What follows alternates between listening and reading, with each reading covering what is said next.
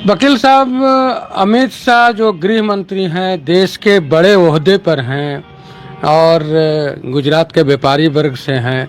उन्होंने कहा है कि भारत में पार्टी कोई भी हो, यानी किसी भी पार्टी का कार्यकर्ता या समर्थक हमारे ही 5 किलो अनाज पर पल रहे हैं। क्या इस तरह का बयानबाजी सही है या यह बड़बोलापन है? ये सर्वथा अनुचित है श्याम जी। पहली बात तो ये, अनाज किसान देते हैं इस देश के। उन्होंने एक वादा किया था कि लागत से दुगना कीमत पे सरकार खरीदेगी, आज भी नहीं खरीद रही है। जितनी लागत है अन्न उपजाने में किसानों का, उससे कहीं कहीं तो कम मिल रहा है। तो ये जो अनाज सरकार बांट रही है इस देश के जनता के बीच में, वो किसानों द्वारा दी गई अनाज बेच रही है। अमित शाह जी व्यापारी हैं, कहीं से किसान नहीं हैं, तो वो फायदा उठा रहे हैं इस देश के किसानों का। तो ये उनका कहना सर्वथा अनुचित है, गलत है। एक तो दे नहीं रहे हैं किसानों को उचित कीमत, ऊपर से किसानों के दी हुई चीज को अपना बना दे रहे हैं।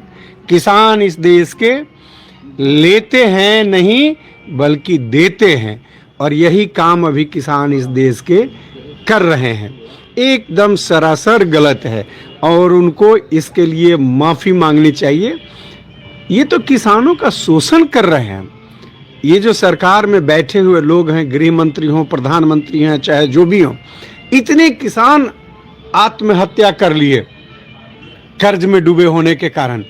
व्यापारियों का हजारों करोड़ रुपया तो माफ होता है, लेकिन किसानों का माफ नहीं होता है। कुछ चंद हजार रुपए, 1-2 लाख रुपए, जबकि वो पैसे किसान उस अन्न को उपजाने में लगा रहे हैं जिस अन्न देने की बात कर रहे हैं अमित शाह जी।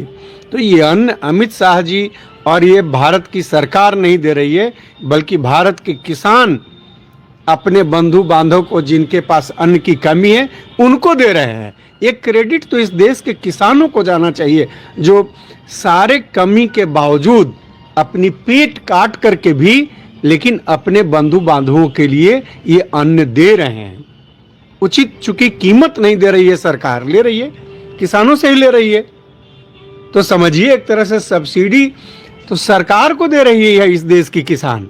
अमित शाह जी का ये बयान सरासर गलत है, अनुचित है। इसके लिए उनको माफी मांगनी चाहिए देश के किसानों से।